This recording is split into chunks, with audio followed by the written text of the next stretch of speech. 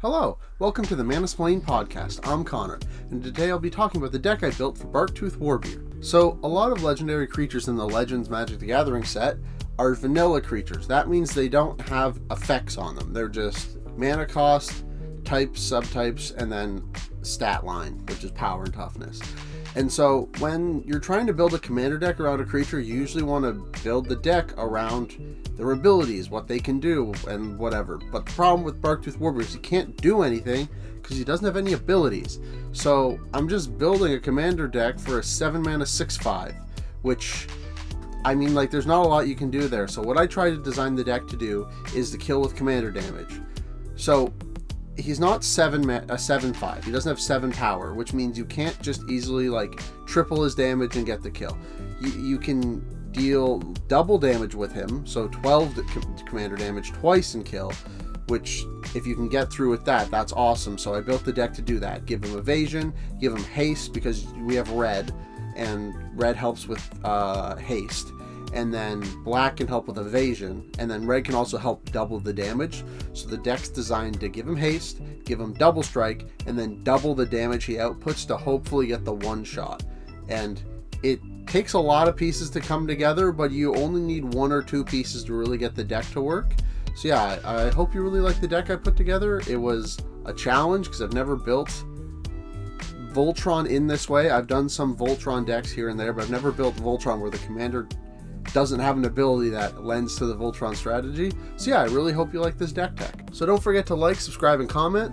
I really want to do this full time, like actually turn this into my job, so I'd really appreciate it if you like to help push this video out for more people. Subscribe to my subscribe count so more people can see this, and then comment, because commenting helps boost interaction so that more people will see this video because it sees that people are interacting with it. So I'd really appreciate it if you did that. And also, I just want feedback.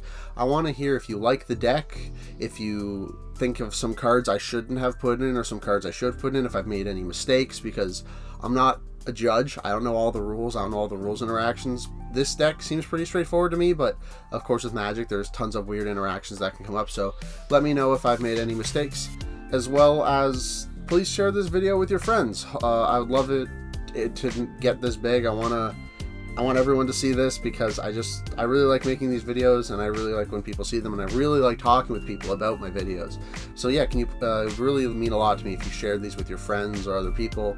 And yeah, jump down in the comments and let me know what you think. For the deck breakdown, I have 10 cards that can give Barktooth haste, 10 cards that can give him some form of evasion, whether that's unblockable or a card that can make him only blockable by walls, like evasion, things like that. And then 10 cards that damage boost. That's some cards that give him double strike, and then some cards that'll boost the amount of damage, like damage doublers and damage triplers. And then I have 3 protection spells, because I couldn't fit more than that, because you still need other stuff to make the deck consistent, but you still need to be protected. So yeah, 3 protection spells I thought was enough to help with the strategy that I'm going for here. In addition to that, I'm running 12 draw, 12 ramp, 5 removal, 3 board wipes, and 38 lands. 38 lands opposed to 36 because Barktooth costs 7 mana, and also a couple other spells have like high mana costs, whether they have mana activated abilities like equipment, or like some of the damage doublers and damage triplers have high mana value, so you're going to need to hit your land drops so that you can make sure you get out all your expensive stuff that'll help Barktooth swing in for lethal. The 12 draw and 12 ramp is, again, to help with finding all of those pieces you need to assemble and then having the mana for them. Because of all of this, the removal was dropped from where I usually like it to be 10 to 15 down to 5. With such a pinpoint spearhead focused strategy, you can't really afford to run as much removal, because removal eats up the slots for your pieces for the strategy. So with 5 removal pieces, that helps you get rid of like a key creature here or there that could stop you from swinging in for XYZ reasons, but it doesn't eat up too many slots for all of your strategy pieces, as well as draw and ramp. And then the 3 board wipes, I still ran 3 board wipes because they help you clean out the board of creatures so that you can go in for the kill. So yeah, I really like how all these numbers came out, and I really think this is a good way to use Barktooth, because honestly, he's the worst out of all of the commanders I've built for this series so far, and probably will be one of the worst, just because he has no abilities and is just stats, and is extremely overcosted as well. So that leaves only 4 crossover cards. The last few decks have had not a high number of crossover cards, which is unfortunate. I tend to like this number being higher because it means more cards have fill more roles, which means whenever I go to draw a card, there's a higher likelihood that a card's gonna be valuable because it can do multiple things. But with this deck, yeah, only 4 of them. That's because the strategy is so focused, you run a lot of focused cards that can't do multiple things at once. So yeah, fortunately only 4 crossover cards, but it's for the good of the deck. So now for the first category I'll be talking about, Haste. This is the category that I use to give Barktooth Haste so that he can attack. Without Haste, the deck comes a little bit slower because you cast him, and then people will be able to use their sorcery speed stuff to interact with your board to get rid of all your pieces. By giving Barktooth Haste and being able to assemble enough of the parts of the machine on your turn, it forces your opponents to instant speed interact with you, which means they'll have less of an opportunity to stop you from killing them. So these are all of the tap give haste creatures. Bloodlust and Goblin Motivator costing 1 is such amazing rate. 1 mana repeatable to give your commander haste is awesome, so that you could, if he ever dies, when you cast him again, you can tap them and give him haste, which is great. And then I really like Crashing Drawbridge, probably the most out of all of these, because it's a 0/4, so it helps you block everyone's small value creatures that they might be attacking with you, like a Ragavan or something else, so that you can kind of protect your life total before you start going after people, because once you start killing people with your commander, people are going to come after you, even if your deck is weak, because you're going to be the one trying to one-shot people, so your explosiveness is going to be very high, but the value of your deck's going to be low, so it's going to be really easy to be stopped in that way. So because of that, a card like Crashing Drawbridge that can block some smaller creatures to help pad your life total a little bit is very valuable. In addition to those creatures, I have some enchantments that give it haste. Enchantments are better than creatures for this strategy, and also better than artifacts, because enchantments are the hardest permanent to remove, because there's the least amount of removal that can target them. So because of that, they're more resilient in that way. So Fervor and Rising Day just give everything haste. They just stick on the battlefield, give everything haste, and are fantastic for that. And then Rising of Day also gives Barktooth +1/+0, so Rising of the Day plus a damage tripler leads to the one-shot, which is awesome. You just need to get that out, plus maybe some evasion if you need it, and you'll kill someone in one shot. That's awesome. And then Dragon's Breath's really interesting, because it's an aura, so if Barktooth would die, it falls off, which is worse than an enchantment, worse than an artifact or an equipment for that matter. But because it has the text that whenever a creature with a mana value of 6 or greater enters the battlefield, you bring from your graveyard attached onto it, you can discard Dragon Breath with one of the draw effects I have in the deck, and then it's basically a free haste enabler as like one of the creatures. So I think it's just super great in this deck, and it synergizes super well with the strategy of discarding cards to draw cards to help churn through your deck faster to hit the pieces you need. And by it staying in your graveyard, people can't remove it as easily before you go in to do the big attack. Like, enchantment removal is still the thing, but what's even more rare than enchantment removal is graveyard removal. A lot of people don't main board that, because why would you? If you run into a deck that doesn't use its graveyard like superficially, or just not at all, running graveyard removal in your deck is just, it's almost like a dead card. So Dragon's Breath kind of abuses that fact that a lot of people don't run graveyard removal. And then the final 3 cards of this category: Lightning Greaves, Obsidian Battleaxe, Swiftfoot Boots. Lightning Greaves and Swiftfoot Boots, Commander All-Stars, they give protection as well as the haste, which is awesome. And the Obsidian Battleaxe is really interesting, because whenever a warrior comes into play, it automatically attaches. And I know it doesn't say it on the card, but all of the legends from old Magic have been eroded to have types on them, and Barktooth Warbeard is a warrior. So when he enters the battlefield, Obsidian Battleaxe equips to him, giving him +2/+1 in haste, which is so that he goes to 8 power, which Obsidian Battleaxe plus a damage tripler also gets the one-shot, which leaves it to be a very valuable card in this kind of game strategy. Now for the Evasion. This is so that you can actually get in there and deal the damage. Evasion's funny, because if your opponents aren't running creatures, it does nothing. But if your opponents are running creatures, you are stopped cold turkey. So Evasion's kind of, it's interesting because a lot of people just incidentally have creatures, and something like Trample isn't good enough here because they could just block a bunch of stuff in that you might not be able to get the one-shot. So you need to have unblockable Evasion, something that your opponents are not going to be able to stop. So that's how I went about building this category. So these are the 5 conditional Evasion cards. Trailblazers is 99.9% of the time going to be unblockable, but if you're going up a monocolor deck, there is a chance that they might not have any non-basics out. And in that case, it does nothing, but like 99.9% of the time, you will just get unblockable from it. Prowler's Helm is like that, but I'd say Prowler's Helm hits a little less often than Trailblazers, because cards like Crashing Drawbridge and other just efficient creatures that are walls that have good value tend to be played. So Prowler's Helm is not going to be as unblockable as often as Trailblazers. Wings of Hubris gives you flying, so if you're playing against a deck that has 0 flying, great, free unblockable, because a lot of decks just don't run flying for some reason. If you have a lot of flying in your commander deck, they're like good for you, because there's a good chance you'll just be able to attack with impunity, because a lot of decks just can't deal with flying. And then if someone does have flying that you need to attack, you can then sacrifice Wings of Hubris for a one-time unblockable, which is super efficient and really useful. The problem is, though, it is only the one time, so if you have to sacrifice it to get that one-time unblockable, you'll need to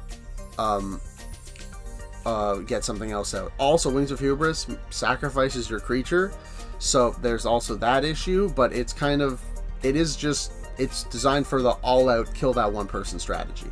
And then Dragon's Shadow and Intimidation give fear, which means that your creature can't be blocked unless the blocking creature is a black creature or an artifact creature.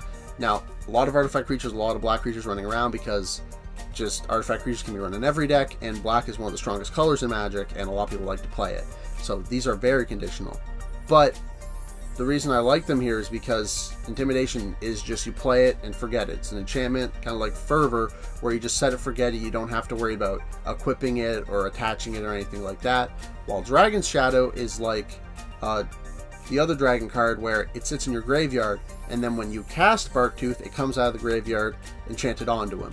And I think that's just amazing value, because it's a card that you can discard with your discard to draw cards, and you don't feel bad about, because you actually want it in the graveyard. So I really like all of these cards for Evasion in this deck. So the last 5 cards in the Evasion category are what I'd call unconditional. There's a caveat to that, because Dauthi Embrace and Dauthi Trapper give Shadow, and the only card in the entire Commander sphere that is actually played very often that has Shadow is Dauthi Voidwalker. Now, Dauthi Voidwalker is played a lot, and that is unfortunate, but if you're going up against any deck that doesn't have black, then Dauthi Embrace and Dauthi Trapper are going to be unblockable with impunity, which is so good, especially Dauthi Trapper. You just tapping to give Shadow, not having to pay the 2 like Dauthi Embrace. These cards are fantastic. And then, yeah, Key to the City and Whispersilk Cloak, just artifacts that give unblockables, great. Whispersilk Cloak also is protection for your commander. You do have to be careful with that, because since it has Shroud and not Hexproof, you have to equip it last. So if you have other stuff you want to attach onto Barktooth, you have to do Whispersilk last, which can leave you open to kind of some feel bad removal moments, but it just being a protection and unblockable on one card is super efficient. And then Key to the City, discarding a card to give something unblockable, and then you can pay 2 to draw a card when it comes untapped. It helps you churn through your deck, as well as you can, any creature can become unblockable for the turn. So if you want to, if you have opponents that are like swinging at each other, you can go, hey, if you swing this big creature at this opponent, I'll give it unblockable for a turn, which is hilarious. It's really good political tactics you can use there. And then Bedlam is, I think, the funniest card I've seen in a long time in Magic. It's just creatures can't block, full stop. This card's hilarious. Like, I can't believe I've not seen this card before. I don't hear people talk about it, probably because it's not very good, but I think it's just hilarious that you can just be like, alright, no more blocking, everyone just attack, go nuts, it's Anarchy, the Purge. So yeah, I really like that card in this deck, and I'm probably going to run it in more decks because I think it's really funny. So the last part of the one-shot package is the damage boost. So if you can give him Haste and you can give him Evasion, that's great, but it would take 4 attacks to kill somebody because of the only having 6 power, which is not enough. So this part is where you can get the 2-shot or the 1-shot kill with commander damage, and I think this is the part that really gets the deck going. So these are all the double strike cards. They make it so that Barktooth, again, double strike, just hitting twice so that you can get that 12 commander damage in, and if you have any kind of anthem effect or like a buff effect, like the +1 from that enchantment earlier, or +2 from the equipment, the axe, they make it 14 or 16 commander damage, or yeah, which is super great, especially if you get 16 commander damage, because even if like you get the 16 damage and then they kill him, when he comes back out, only hitting for 6 more would be enough to get the 22 commander damage to kill somebody. So yeah, the double strike is super effective here, and also the double strike synergizes with the next part of the damage boost category, which is kind of cool how cards inside the damage boost category synergize with each other. And these are the cards that the double strike cards synergize with. These are the damage doublers, and these cards also synergize with each other. So they make it so whenever a source you control, or a permanent you control, or a creature you control, they all kind of say different wording on them sometimes, they just double the damage. So Barktooth goes from a 6 to a 12, or an 8 to a 16. Or if you have double strike, you can go from a 12 to a 24, which would be the 1-shot with commander damage, which is kind of what the deck's going for. It's really about getting the evasion, getting the double strike, getting a damage doubler or a damage tripler out, and getting some combination of all these effects to get the 1-shot, and this is how you do it. And the fact that any 2 of these cards, or any one of the cards from the double strike and then one of these, gets you there for damage required to get the kill, which is great. Another thing worth noting is that Sulfim is a creature, but you can get an indestructible counter on it by discarding cards. And then, like I said, there's the dragon's auras from earlier that want to be discarded. So yeah, I really like all these cards here, and there's 2 more cards in this category that are kind of like the 2 best cards of this category. And those cards are the damage triplers. So these are probably the 2 best cards of the damage boost category, and 2 of the best cards in the deck, because they triple the damage coming off Barktooth, which means if you get the +1 from the enchantment or the +2 from the axe onto him, you easily get the 1-shot kill. And then these also synergize with each other, the damage doublers and the double strike cards. So these are really important, and they make the deck just, they power it up so hard. And I've always wanted to run Fiery Emancipation in a deck ever since I got it. The problem is I never had a deck that it was worth running in, because it's a 6-mana do-nothing card essentially, unless you can use it the turn it's played, or use it very efficiently like whenever you play it, because it is essentially a 6-mana do-nothing. So this deck is a lot of do-nothing and then burst explosiveness, kill someone right away. So having a 6-mana do-nothing card doesn't really hurt that much, because most of the deck is do-nothing, do-nothing, do-nothing, and then kill somebody. So yeah, I really like both of these cards in this deck for that reason. So for the protection category, and there's only 3 protection cards, and I probably should be running more, because with a strategy like this, your opponents are likely to hold removal open so that they can kill Barktooth, so that you can't just kill them, or they're going to be like, if you attack me with them, I'm going to kill them, and then more political stuff like that. So because of that, I probably should be running more protection, but if I ran more protection, that would lower the numbers for the other cards that make the deck run more smoothly, and I think I'd rather have more ramp and stuff like that so that I can get more mana out, so that I could potentially replay him if I needed to, versus have more protection spells, because your opponents might be able to double spell, remove the protection, remove your commander, or just board wipe where the protection's not going to help. So yeah, because of that, I think I'd prefer having less protection and more cards that fit the game plan and help the game plan get along, that being ramp and draw. So these are the 3 protection cards. You've already seen them because they're 3 of the 4 cards in the crossover category. Lightning Greaves and Swiftfoot Boots, Protection and Haste, and then Whisper Silk Cloak, Unblockable and Protection. I feel like these are the 3 best protection cards for this kind of strategy, because they lend themselves to the strategy very well, while also just being commander staples that just run in most decks, because they're just such efficient cards for what you're trying to do. Now for the draw. If you've seen any of my other videos before, a lot of the cards in this draw category are going to be very familiar, because when you're in red and no other colors that have very good card draw, or even sometimes some other colors that have some good card draw. I kind of prefer these cards because red likes explosiveness, and so when you're running draw, that helps you churn through your deck for low mana efficiently, even though it's not card advantage because it's a +0. You might be a spell plus discarding a card to get 2 more cards, which is +0. You're not increasing your hand size, but you're chewing through your deck faster. I think that kind of card draw is important because it lends itself to more explosiveness and getting through your deck faster so you can see the cards you need in that situation. So I also do have a couple black spells that are just card draw, don't require discarding, that give you card advantage, so that I have a nice mix of both. So these are the draw spells that you discard a card to draw a card. Key of the City is -1 on card draw because you cast Key of the City and then you tap it to discard another card to get 1 card back, so it is -1. But it's repeatable so that you can keep drawing cards with it. It is not a super great rate because it's 2 mana for 1 card.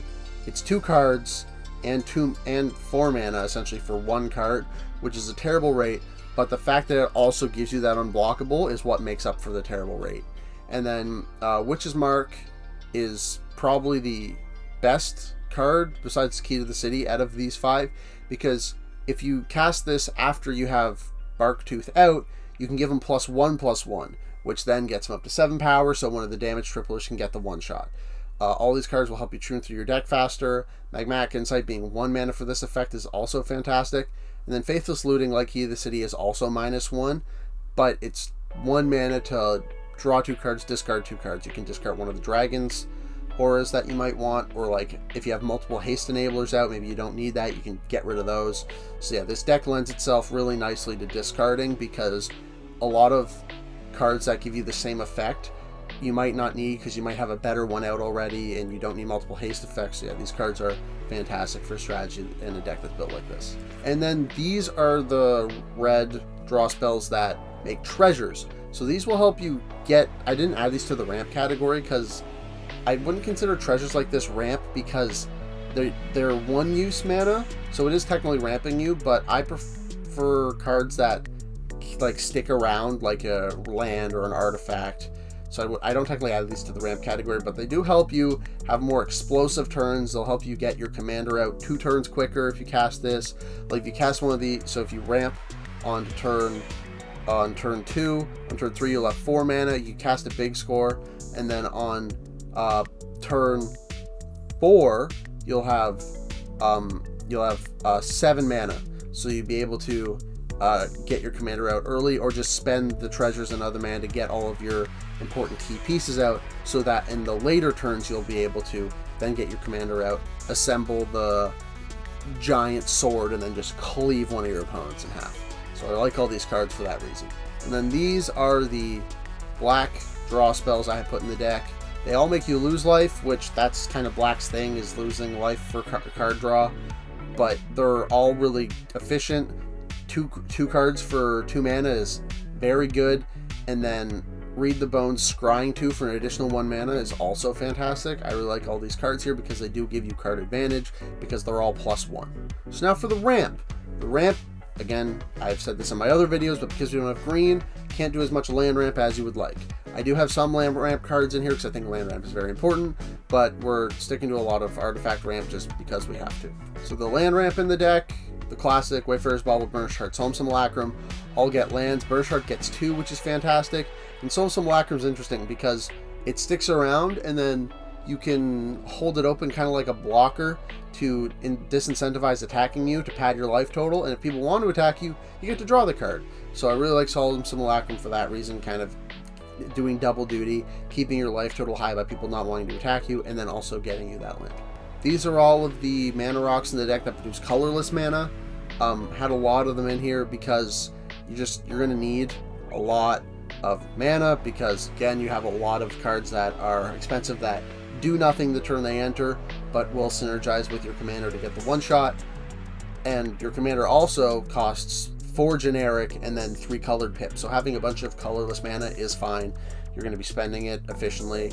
It's alright. And then also with Everflowing Chalice, say you have an excess of colorless mana, you can then dump it into Everflowing Chalice late game, because Everflowing Chalice scales with the game. It's a mana rock that's as big as you need it at that time. It's probably my favorite mana rock because of that. Yeah, and it uses mana so well because you get half your mana back. I love Everflowing Chalice so much.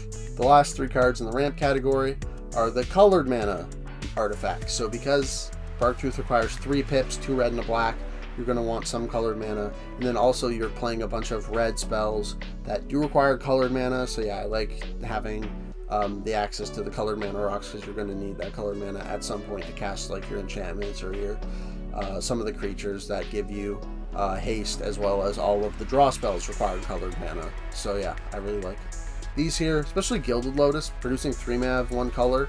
It's better than half your mana back, because I've said before, if a mana rock is 50%, that means the turn it enters, if you can get 50% of your investment back, that's pretty much the going rate. Like Arcane Sin at 1 mana back for 2 mana in on the turn it enters, which is awesome. Gilded Lotus is better than that, being 3 out of 5. That's 60% of your mana back instead of 50. I love Gilded Lotus. It's hard to fit in a lot of decks because at 5 mana, you want to be doing something stronger than casting a 5 mana rock and then spending 3 mana to cast a 3 mana spell. But in the amount of tempo it can give you later on, so that you can start getting your bigger stuff out quicker, people don't remove it, is fantastic, and it's fantastic in a deck like this. So now for the removal category. The removal category, very small, like I said earlier, because you're looking to have more cards in the deck that fit the strategy and help you get the strategy out, which is unfortunate. You normally want enough removal that you can stop your opponents, but you're going to stop your opponents by killing them with this deck. So yeah, you don't need as much removal because this deck's going for player removal, not spot removal. So these are the removal spells I put in the deck. The top 3 are the unconditional removal. They just get rid of the creature. Dreadbore also can hit a Planeswalker, which is fantastic. And then Victim of the Night and Walk the Plank. I think Walk the Plank, I don't see it played enough. I think Walk the Plank's one of the best removal spells in Commander in black, because it's 2 mana to destroy a non-merfolk creature, which hitting a merfolk, like wanting to hit a merfolk with this, that's not going to come up very often. And unlike something like Infernal Grasp, you don't lose the life. Infernal Grasp might be better because it's 1 in a black. You don't have to worry about the 2 pips, and the 2 life is only 5% of your total life total when you're at 40, so it's not that bad. But later on in the game, say you're at 20 life, Infernal Grasp eats up 10% of your life total just to kill the creature, while Walk the Plank doesn't eat at your life total. So yeah, I really like Walk the Plank. I think it should be run in more decks. It's fantastic. Also, it should also be run in a Crick deck. Everyone that's playing Crick, different commander, he has different stuff. You know who Crick is, you know what I'm talking about. But yeah, you want to run Walk the Plank in Crick because, oh my god, it becomes a free kill spell. You know what I'm talking about. Oh my god, so good. Now for board wipes, I am running 3 of these. 2 of them are extremely expensive at 9 mana, which hurts, but I think it was important to have them so that you could clean the board out if you needed to. Plus, you're going to be getting up to a high mana count anyways, because you're already casting 7 for your commander, plus all the other stuff you're going to be doing. So yeah, I don't think them being 9 mana is that big of a hindrance in this deck, because you're going to need to get there to even get your commander out, plus give them unblockable in a turn with like an equipment or some other thing that's going to give them evasion.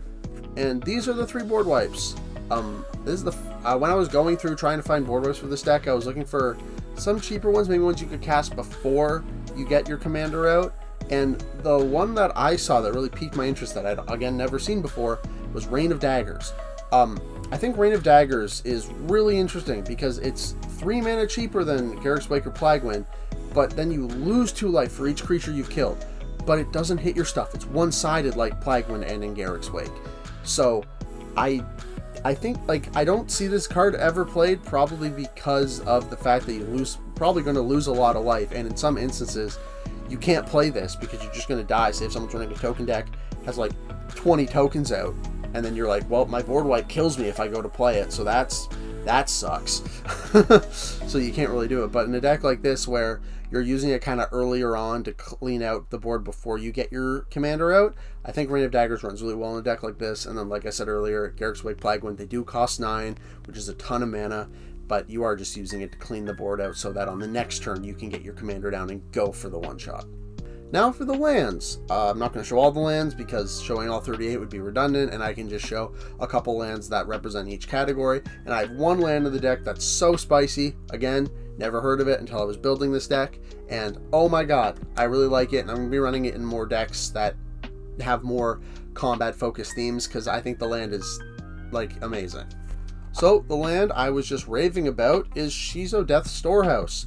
For 1 black, you tap it, target legendary creature gets Fear. That is awesome. Oh my god, that's so good. On a land, that's fantastic. I'm going to be running this in more decks, specifically my Crick deck, hence why I brought up Crick earlier. It's a personal deck of mine.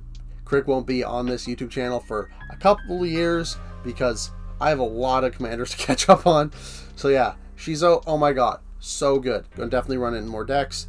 And then the rest of the suite of lands, I'm running Evolving Wilds, and that just represents the fetch lands I have in the deck, like Tamriel Expanse and Fabled Passage, just because I feel having these fetch lands gain the color you need, even though it enters tapped, even in a dual deck, a deck with 2 colors, I think they're just worth running. Command Beacon gets around commander tax because you get to sacrifice Command Beacon to return your commander from your command zone to your hand. So say your commander's died twice, that means you have to pay 6 more mana. Command Beacon is basically saving you 5 mana. You're losing the 1 mana for losing Command Beacon, but you're skipping out on the 5 extra other mana of the command tax, so I really like Command Beacon for that. Cathedral War, another one of the best lands in the deck, because since it has Exalted, when you go to attack with Barktooth, it'll get +1/+1 till the end of turn. With one of your damage triplers, leads to the one-shot. Yeah, really like Cathedral War here. I think it's fantastic in the deck. It's going to do a lot of work. That's awesome. And then Canyon Slow, representing the 3 cycling cards I have in the deck. Being able to cycle them out later in the game for a different card. Fantastic. Love those. Graven Cards, and then I forget the name of the other land, but you get to tap it, spend 1 mana and tap it to make a red and a black. These are filter lands. I personally call the Graven Cards those lands that you have to pay a colorless to filter it into 2 different colors. The filter lands, and I call the other ones Signet lands because they're essentially signets. I really like all those lands. I wish I saw them in precons more because they're awesome. And then Luxury Suite, the rant per episode.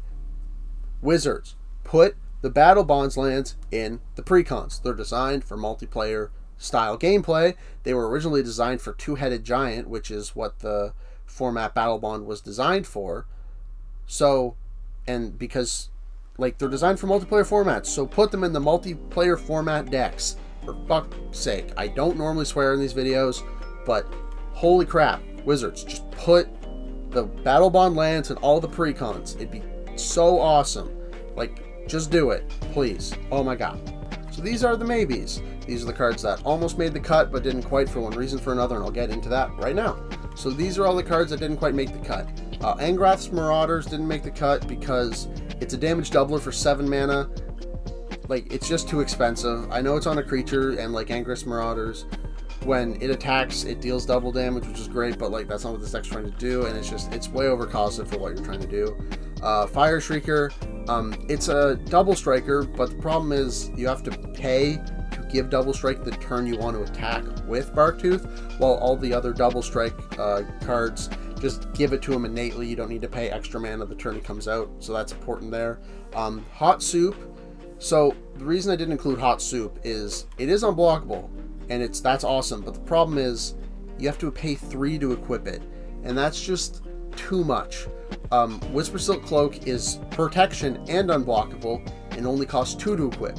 I understand why Hot Soup costs 3 to equip because it only costs 1 to play, but also if someone has like any kind of damage, like someone plays like a gut shot on your commander, it'll just die because any amount of damage destroys it. So Hot Soup is really good for like creatures with indestructible, but it's just not really good for a deck for this deck. Two-Handed Axe is the same deal as Fire Shrieker. I don't want to spend mana on the turn to give it damage doubling or double strike effects. because I still need to spend the mana on other effects like Unblockable or Haste. So yeah, that's why Two-Handed Axe got cut. And then Hammer of Perforos, like I said earlier, Fervor is an enchantment that gives haste, so that is like prone to not being able to be removed as often because enchantments are the hardest type to remove. Hammer of Perforos is also an artifact, so it lends itself to being removed a lot easier than just an enchantment would. So it does have the extra utility of sacrificing a land to make a creature token, but that's never going to come up in this deck. And in fact, I've run Hammer of Perforos in a couple decks, and using its ability to sacrifice a land to make a creature, I've never once ever felt the need to use that. So let me know down in the comments, what did you think of this deck? What would you have done differently? Any cards that I missed that I definitely should have added? Any cards in this deck that are garbage you think I should take out now because they're Scourge of the Earth and they should never be played? Let me know what you think. I'd love to hear your thoughts on that, as well as just the videos format. I want to get these videos better. I want to know what you guys would think would make the videos better. Should I change up the format? Should I change up how I talk? Should I change up the order I tell stuff in? Like, yeah, please let me know down in the comments what you think I should do to make these videos better, because I want to make better content so that I can get doing this full time. That is the end goal, and I would really like to get there. So yeah, let me know what you think. These are my socials: Twitch, Twitter, TikTok, Reddit Architect, and also Moxfield. I do all my deck building on Architect, and then I upload the decks onto Moxfield as well, just so that more people can see the decks. Twitch is where I stream. I wasn't able to stream this week, but I'll be able to stream next week, hopefully. So I'll be building more decks on there. I'm actually ahead on decks now, so I won't be building the deck for the video that's coming out in the week anymore because I got ahead. I built quite a bit, and so now I'm like 2 or 3, I think maybe 3 decks ahead. So yeah, that's nice. I had kind of a buffer. I'm not kind of being bogged down by not having creative juices to build the decks, but yeah. And then Twitter, I post on Twitter whenever I post a new video or whenever I go live on Twitch, so please follow me on that so you don't miss an episode or you don't miss a stream. And then I've said before, I'm going to start trying to make content for TikTok. I just don't know what to do yet. So please let me know what you think could be cool content that I could make for TikTok. I'd love to hear your thoughts on that. So, thank you for watching, and remember, as always, get building, splainers. That is so